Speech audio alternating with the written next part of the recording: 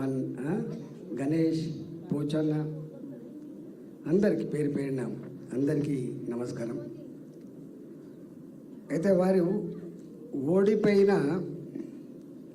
ఓడిపోయిన ఒక గంట చూసినావా, విత్తనం చనిపోతూ మొక్కను వాగ్దానం చేస్తుంది. సరితమ్మ ఓడిపోతూ 20 మంది సర్పంచులను వాగ్దానం చేసింది. వాళ్ళు అనిపించింది.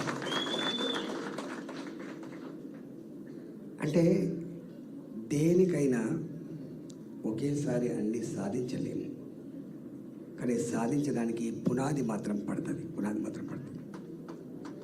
ఆమె ఇంకొక మాట అన్నారు,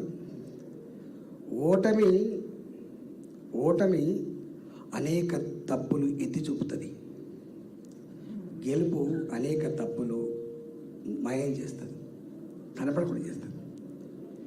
ఇవాళ నీ ఓటమి ఉంది కాబట్టే 20 మంది సర్పంచ్ గెలవగలిగిండ్రు.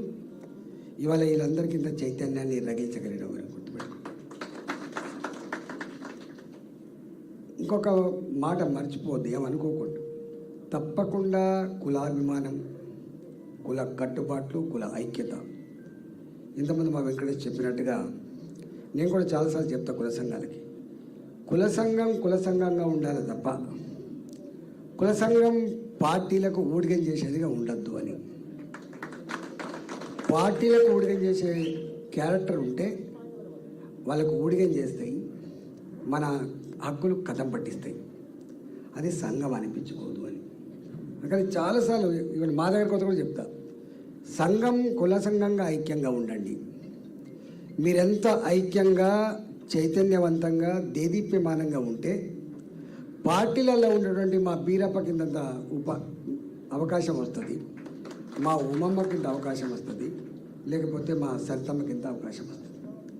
మీ సంఘాలు, నేను ఒక స్టేట్మెంట్ ఇచ్చినాం, సంఘాలు చచ్చిపోతే చైతన్యం చచ్చిపోతే అన్నగారుల జాతరకు అండలే కూడా పోతుంది అని ఒకంత గొప్ప అది ఉంటుంది. అందుకనే చైతన్యం చావద్దు. సంఘం ఎవరికి కావాలి? సంఘం అందరికి అవసరం ఉండదు. అణిచివేతకు గురైన వాళ్లకు, సంఖ్య ఉండి కూడా అవకాశాలు అందిరాని వాళ్ళకు, అది విద్యాపరంగా కావచ్చు, ఉద్యోగపరంగా కావచ్చు, రాజకీయంగా పరంగా కావచ్చు, ఆర్థిక పరంగా కావచ్చు, ఏమైనా కావచ్చు. ఇవాళ అన్నీ ఉండి కూడా అందుకోకుండా ఉన్న వాళ్లకు, అణిచివేతకు దోపిడికి ఉండి కూడా అందుకొని వాళ్లకు 2 బాధ్యతలు ఉంటాయి. ఒకటి నీ కుటుంబ బాధ్యత, రెండవది సంఘటిత శక్తిని బాధ్యత ఉండాలి.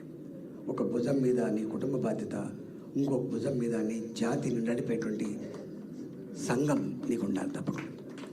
అంటే సంఘాలు అందరికీ అక్కర్లేదు. కొంతమంది అన్నారు సంఘాలు ఎందుకే, సంఘం నీకొద్దురా బిడ్డ, మాకు కావాలి సంఘం.